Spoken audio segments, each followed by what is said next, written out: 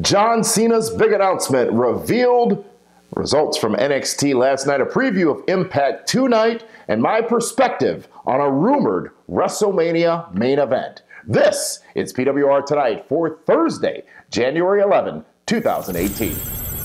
Welcome to PWR Tonight. I'm Damian Nelson coming to you here from the Pro Wrestling Report studios. Thank you for joining us wherever you may be consuming this broadcast here tonight.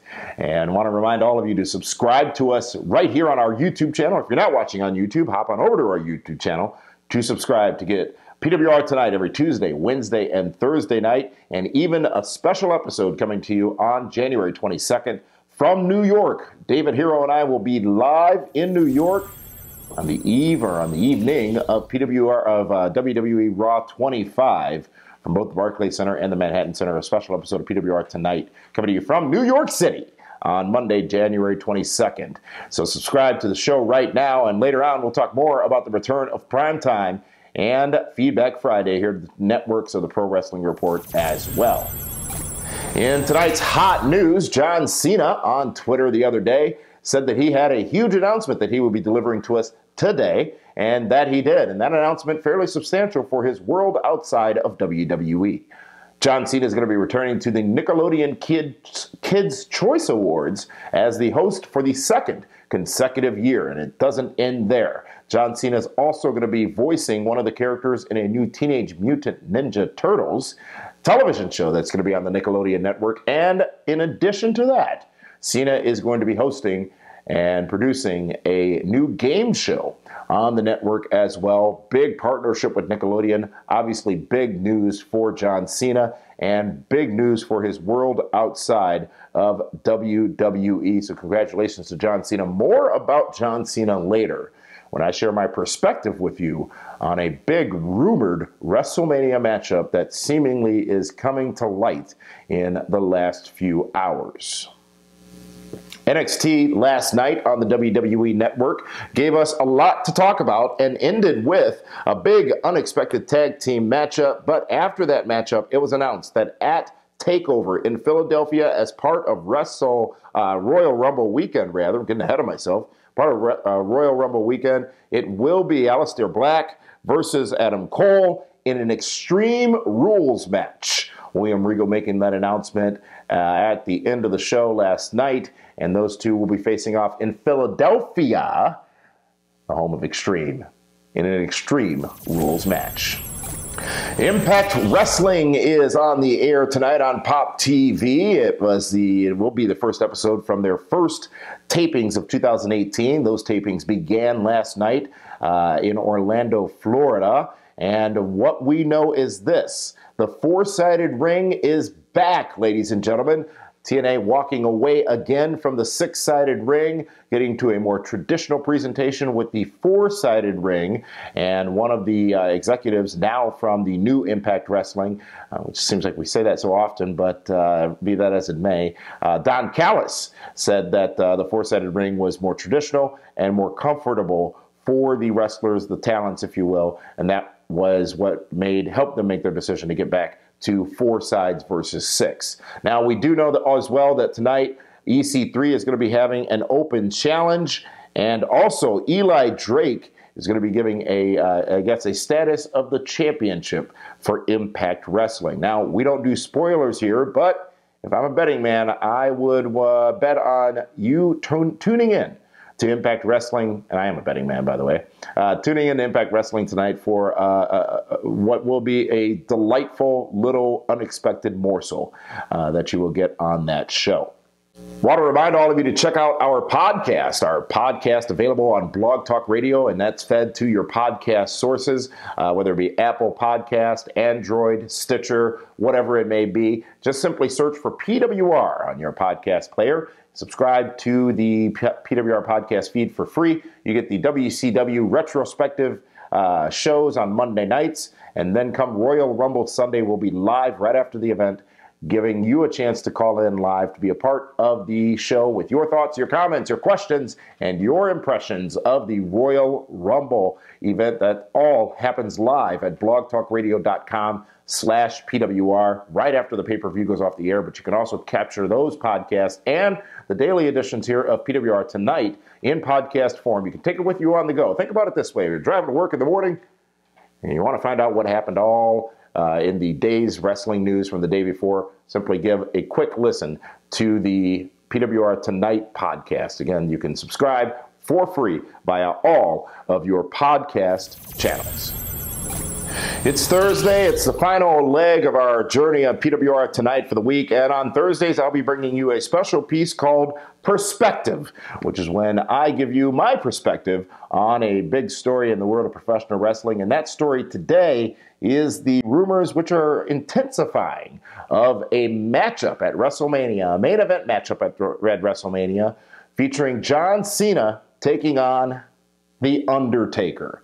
Now, it seemingly was obvious in Orlando last year that The Undertaker had hung up the boots, hung up the tights, and had walked away from in-ring action after the loss to Roman Reigns, only his second loss at WrestleMania.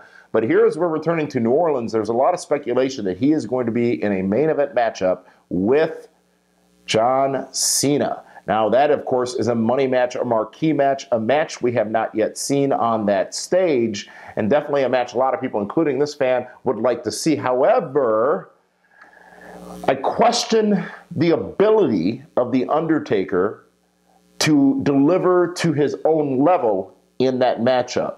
Ever since WrestleMania 30 and his matchup with Brock Lesnar, things have been sort of hit or miss as it pertains to The Undertaker and his ability to deliver in-ring at the big show. Only wrestling once a year. I think actually after 30 or after 31 perhaps. He wrestled a couple of times after. But generally speaking, only wrestling once a year. You know, from my perspective as a fan, I would have been fine if after the loss to Roman Reigns, the story ended, Undertaker realized that the torch had been passed and he was not going to give it another go.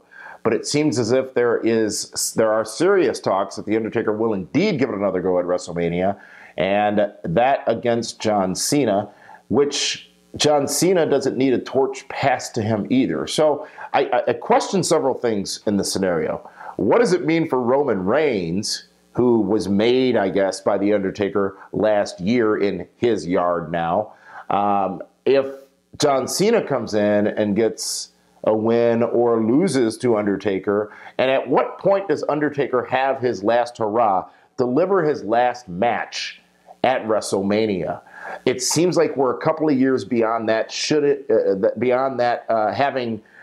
needing to have happened. And, you know, I'm not knocking The Undertaker. I'm not knocking John Cena. I'm not knocking WWE. If they have a chance to deliver this matchup, if they feel confident that Taker can deliver against John Cena on this grand stage in the Superdome, I'm all for it. But from what I've seen from The Undertaker as far as in-ring action over his last couple of WrestleManias, it could be a challenging situation for him. And maybe I'm just over-believing what the performance was that I saw, but look at last year. Everything was so pointing to it being his last match. He asked for JR to come back and do commentary for the matchup. JR did. It was him leaving his hat and his jacket sitting in the center of the ring, descending down into the depths of hell, if you will, after leaving the ring after losing to Roman Reigns. I don't know how the story gets any better than the story that was delivered last year. Whether you like Roman Reigns or not, take Roman Reigns out of the occasion. Taker losing to anybody for the second time in Orlando at WrestleMania, which happened last year, and the way it was all presented and delivered, can't we just go home with that? Can't we just be left with that? I would reckon that we could, and I would be happy if we did. Now, I'm going to, of course, be live at WrestleMania in the Superdome, and I'm going to pop for this match just as well as I've popped for every other Undertaker matchup that has occurred at the big show.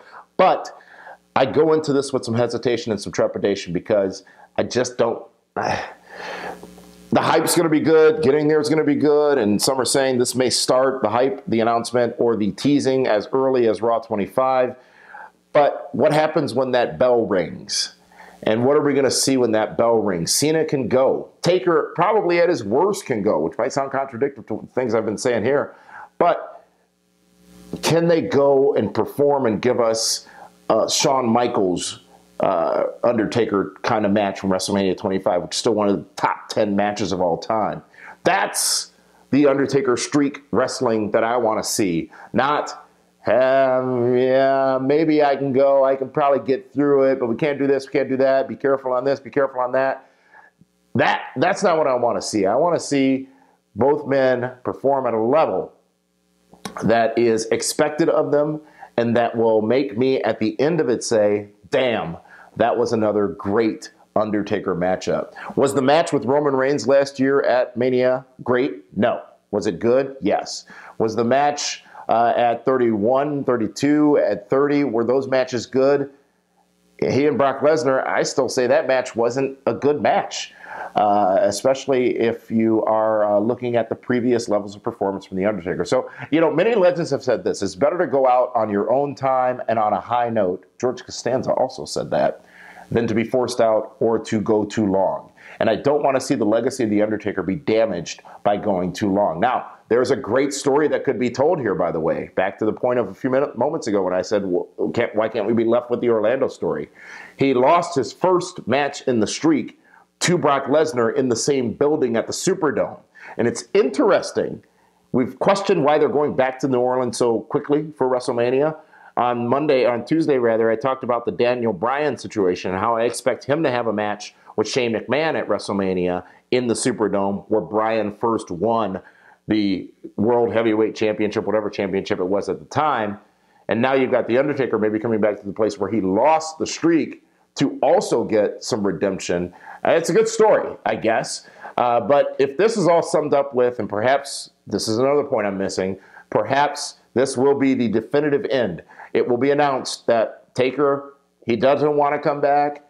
Cena might coax him into coming back. Taker says, yes, I'll come back, but this is going to be it. My last match, I'm done. Which then opens the opportunity for Taker also being the main event Hall of Fame induction in New Orleans as well, even though I think you can get 2 years out of that last match, then Hall of Fame. So different options, many different ways to go. My only opposition to it is on what level will The Undertaker be able to perform?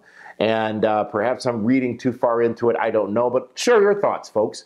Let me know what you think about this potential matchup at WrestleMania, John Cena versus The Undertaker. Your thoughts on it, your thoughts of it, and your thoughts on whether or not The Undertaker should have just called it quits after his loss to Roman Reigns last year in Orlando.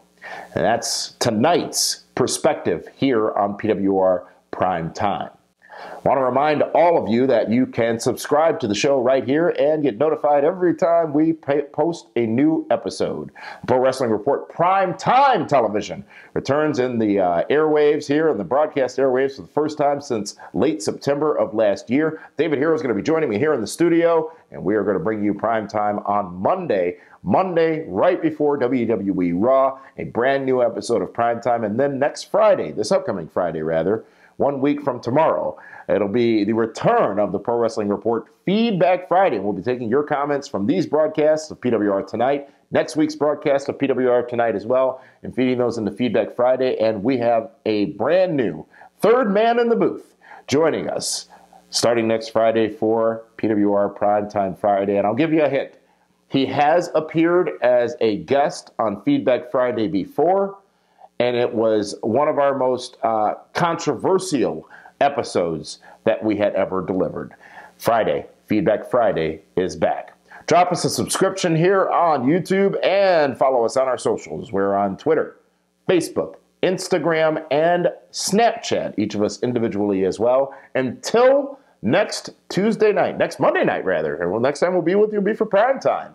This is Damian Nelson saying thank you so much for tuning in here for PWR Tonight.